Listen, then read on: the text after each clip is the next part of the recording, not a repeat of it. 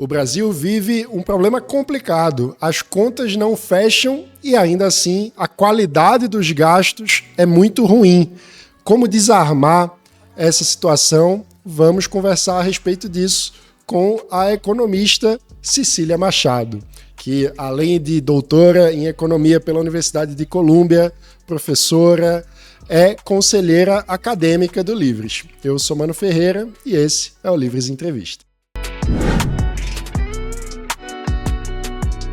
Cecília, antes de mais nada, muito obrigado por reservar um tempinho para conversar com a gente aqui no canal do Livres. Imagina, um prazer estar aqui conversando com vocês. Cecília, por que é tão difícil resolver o problema dos gastos no Brasil? Por que a gente tem essa situação de um desequilíbrio constante das contas, por um lado, e, por outro, uma qualidade tão ruim do gasto público?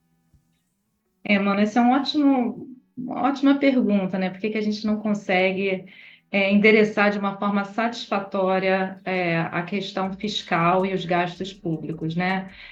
De um lado, acho que a gente tem que ver esses gastos públicos como um grande instrumento, né, do governo para direcionar para os segmentos que mais precisam. De outro, né, um desequilíbrio também de gastos excessivos, né, sem um equilíbrio de receita, eles também podem ser prejudiciais ao próprio objetivo que se pretende, né? Então, uma trajetória de expansão de gastos que não encontra uma contrapartida equivalente do lado da arrecadação também gera uma trajetória de endividamento do governo que pode trazer algumas preocupações, né? Com consequências macroeconômicas que acabam afetando a população, né? A gente já viveu alguns episódios, né, em que o fiscal acaba aparecendo de uma forma mais forte, né, e que o ajuste das contas públicas ele se impõe, né?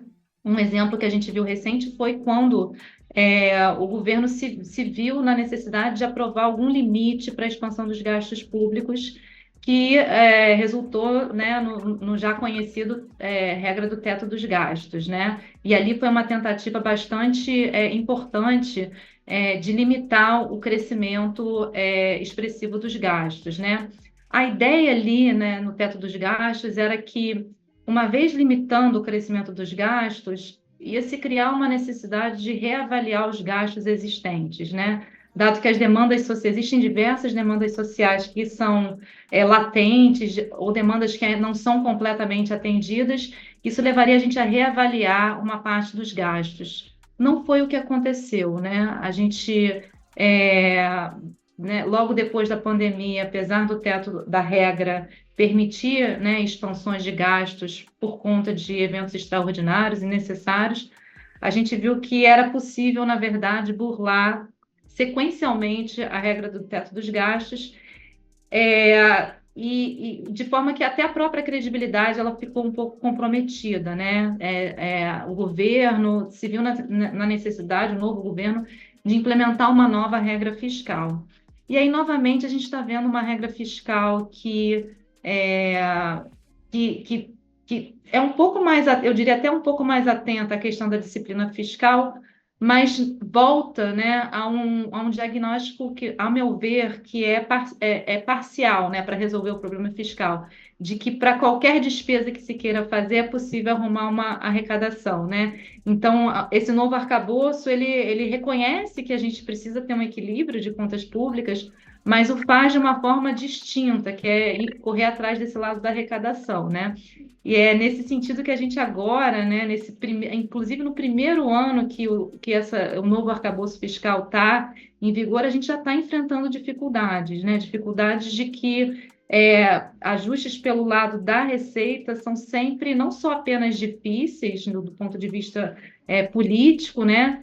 Como também eles demoram para fazer efeito. É distinto de um corte de gastos né, que na mesma hora que ele é implementado a gente vê um efeito.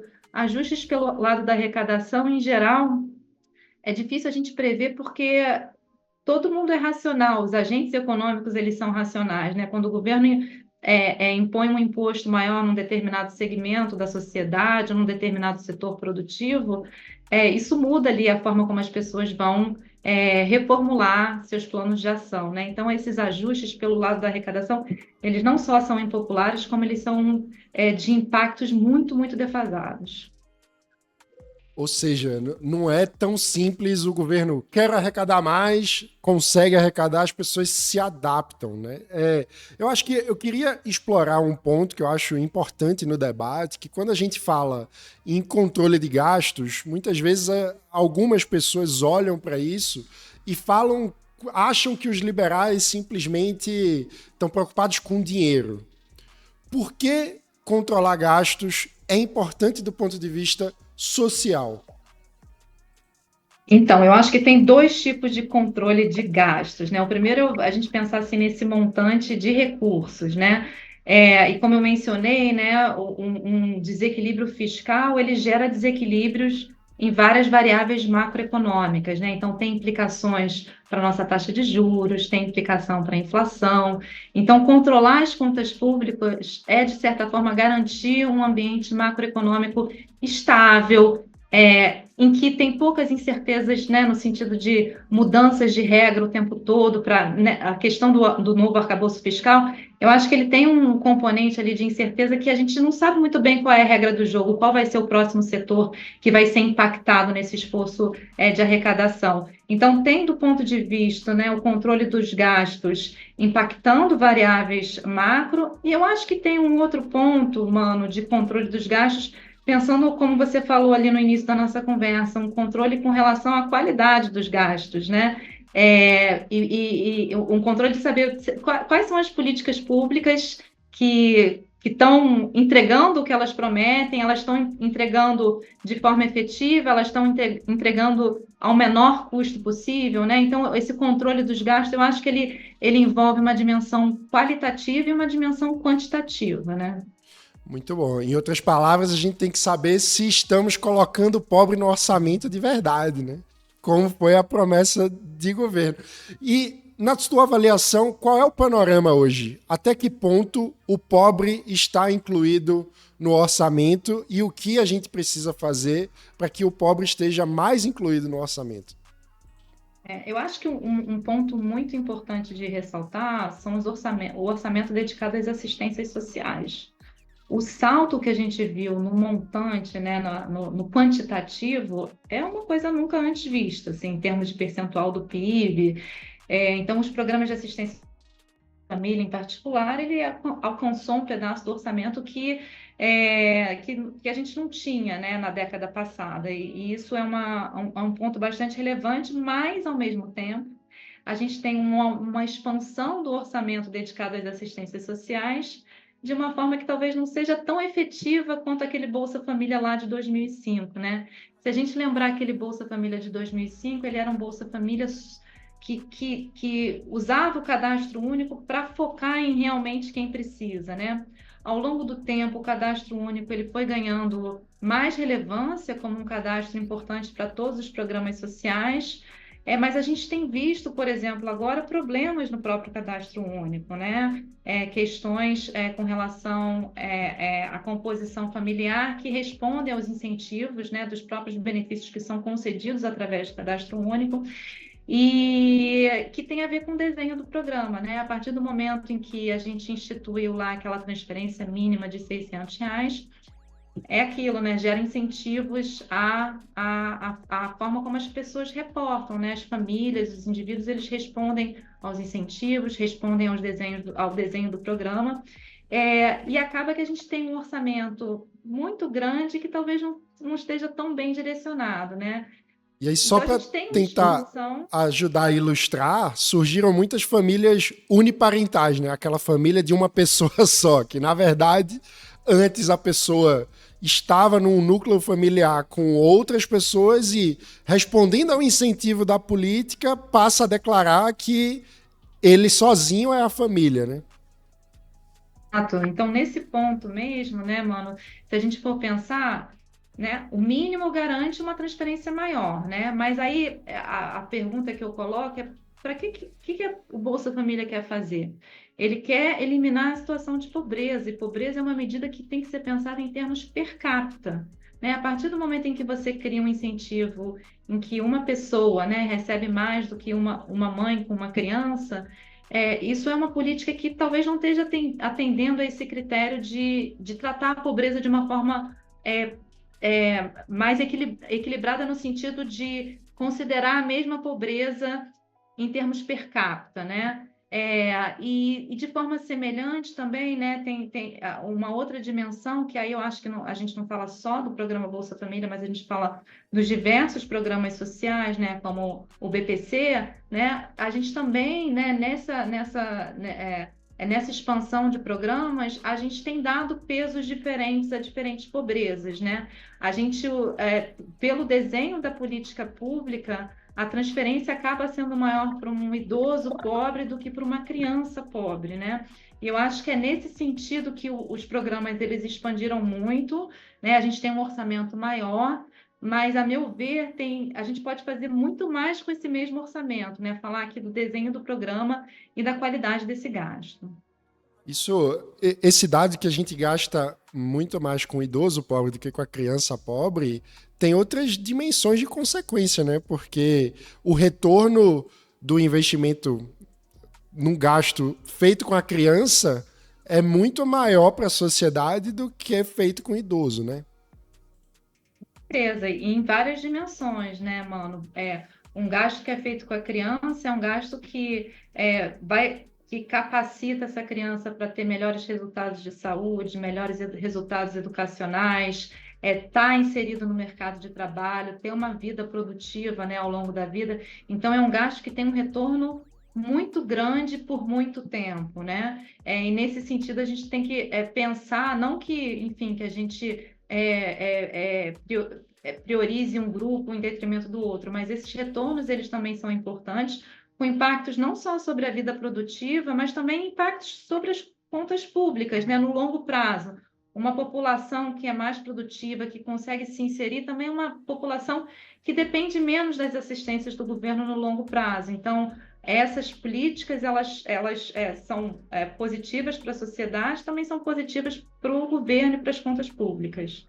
Quando a gente fala que o gasto com o idoso está mais alto, isso quer dizer que a gente vai precisar, em breve, de uma nova reforma da Previdência? Ao redor do mundo, eu acho que esse é um tema que tem aparecido, né?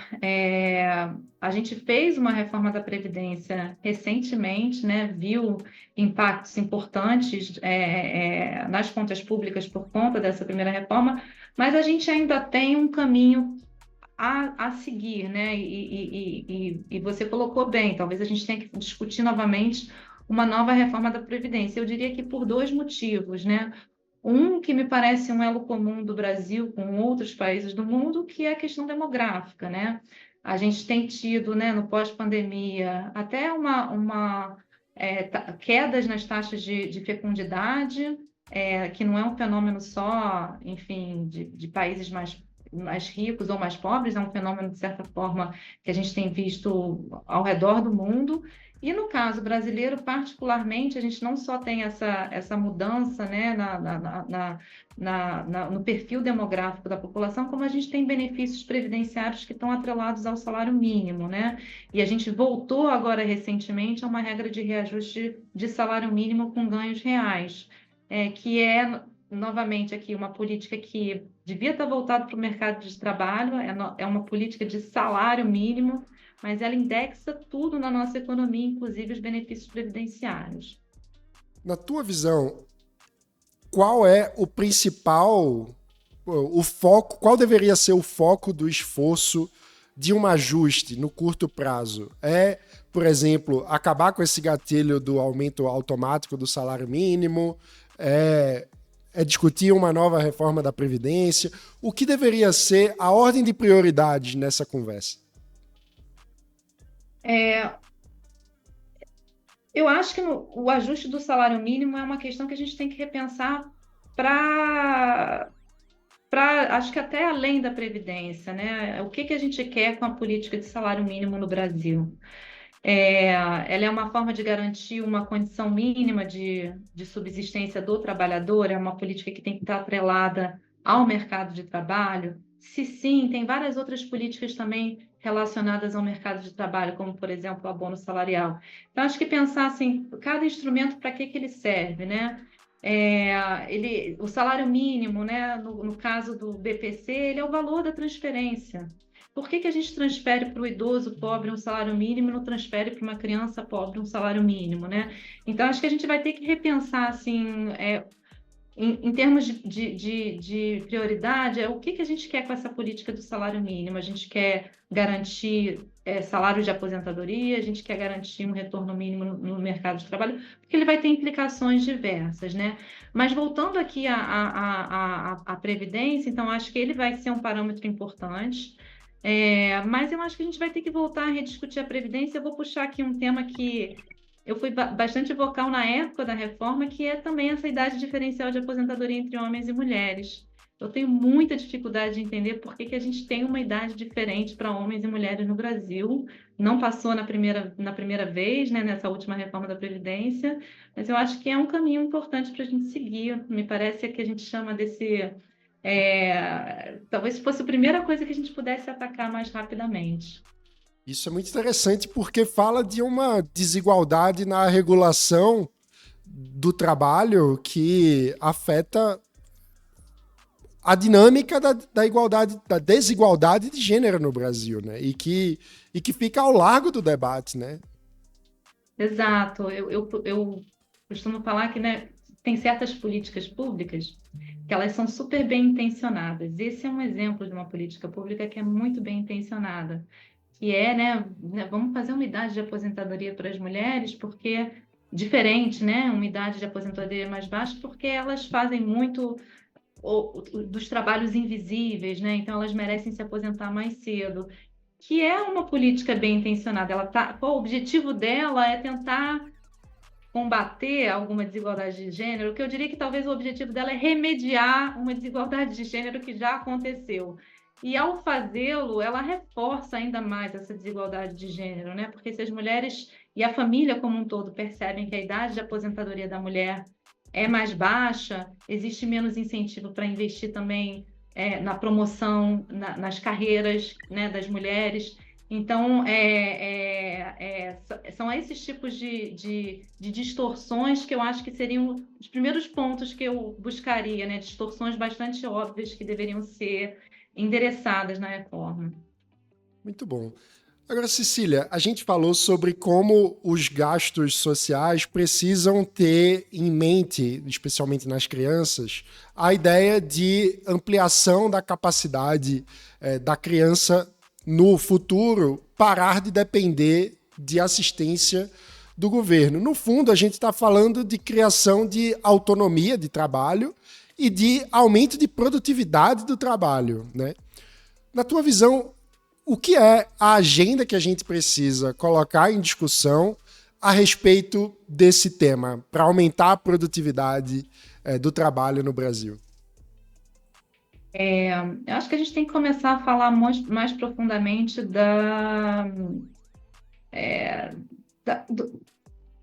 do que os indivíduos ganham indo para a escola, né? Que tipos de habilidades e capacidades que elas desenvolvem nesse período que é importante, né? Eu acho que tem um ponto interessante desses programas de assistência social, que eu acho que eles são pensados de forma imediata como um alívio da situação de pobreza, né? Então, eles vêm com uma transferência de renda, eles vêm com algumas condicionalidades, né? E no caso da condicionalidade ali do Bolsa, tem a matrícula, né? O requerimento da matrícula das crianças em idade escolar, que é uma condicionalidade muito bem-vinda, né? Uma forma de enxergar essa condicionalidade é que, junto com a transferência de renda, as pessoas também tomam conhecimento de todos os direitos que têm, né? De que a educação é um papel do Estado e que eles têm direito a ir para a escola. Mas eu acho que isso coloca ali um outro ponto, né? A partir do momento em que a gente vê essas condicionalidades sendo atendidas, a gente vê mobilidade social, né? A criança que nasce numa família pobre consegue sair da pobreza depois.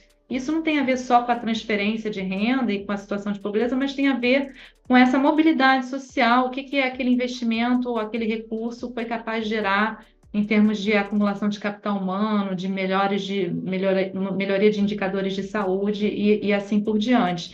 E aí eu acho que a gente começa a esbarrar, né? Não é que a criança não está fazendo um acompanhamento médico, ela não está indo para a escola, mas talvez aquele serviço que ela esteja recebendo não a esteja capacitando para a sociedade e para uma inserção produtiva na sociedade, né? E aí eu acho que a gente volta nesse ponto. Para a gente falar de mobilidade social no Brasil, uma das engrenagens da mobilidade social é a escolaridade, é a inserção produtiva no mercado de trabalho, né? E a qualidade da educação ela é muito importante. Em termos de qualidade de educação, a gente tem avançado aí nas décadas, né, em proficiência, em nível educacional alcançado, mas em termos de proficiência, de habilidades, de capacitações, principalmente para um mundo que é cada vez mais digital, em que as profissões vão mudando muito rapidamente, em que os próprios trabalhadores têm que se adaptar a situações diversas de trabalho que vão evoluindo muito rapidamente com o tempo, essas capacitações se tornam muito importantes. Então, acho que as políticas de mobilidade social, elas precisam atacar a questão da qualidade da educação. E aí a gente acaba unindo um pouco as duas pontas da conversa, né? Porque também é qualidade do gasto quando a gente fala em qualidade da educação, né? Na tua visão, como jogar luz para essa questão? Porque muitas vezes o debate sobre educação, na política especialmente, acaba virando uma coisa do tipo, tem que elevar o padrão de gasto, ou tem que pagar melhor o professor. Um discurso que é quase como se fosse só despejar dinheiro que resolve o problema. Mas quando a gente olha, tivemos aumento de investimento na educação e não tivemos um aumento de resultado tão expressivo, né? Exato. E nesse ponto, mano, só fazendo um gancho aí com o fiscal, a gente voltou a essas regras de reajuste de mínimos de salário, de educação e saúde, né? Então, quer dizer, a forma como a gente vem atacando a questão da educação e da saúde é sempre expandindo o gasto, não? O gasto não é, a gente não vê resultado, então a gente tem que aumentar o gasto que é direcionado a isso. E eu acho que é um argumento que enfim, a quantidade do gasto ele é de alguma forma importante, mas a qualidade também, né? Então, entender, a gente tem experiências de muito sucesso, experiências educacionais de muito sucesso no Brasil, entender por que algumas experiências dão certo e outras experiências não dão tão certo, né? No final das contas, a- o, o, a- o que as crianças aprendem na escola não é uma função que é unicamente determinado pela quantidade de recursos que vai para aquele segmento, né? Depende de como é que os professores estão, depende o que eu diria, talvez, do desenho, né? De como está todo mundo alinhado para fazer um resultado aparecer. E isso vai envolver incentivos que são dados aos professores, incentivos que são dados aos diretores das escolas, incentivos que vêm do material que é distribuído para as crianças, né? Então, acho que tem muitos componentes ali que podem fazer com que um mesmo gasto traga mais resultado. É impressionante, porque quando a gente fala, tem que incentivar o bom professor, todo mundo concorda. Mas quando a gente traduz isso dizendo o professor bom tem que ganhar melhor do que o professor ruim, aí já começa a ter uma grita de sindicatos, né? No final das contas, a gente tem que pensar quem que a gente está protegendo com as nossas políticas educacionais e com nossos gastos educacionais. Acho que o objetivo aqui principal é por isso que na política pública é muito importante. Qual é o nosso objetivo na política pública? No final das contas, é o resultado educacional. Então, trabalhar para que todo mundo esteja alinhado para ter esse resultado educacional. Ô Cecília, agora no meio de toda essa discussão fiscal, a gente também viu uma coisa que eu confesso que eu achei curioso. Depois de uma reunião da Junta de Execução Orçamentária, o presidente Lula disse que ficou surpreso com a quantidade de subsídios, né? A quantidade de gastos tributários.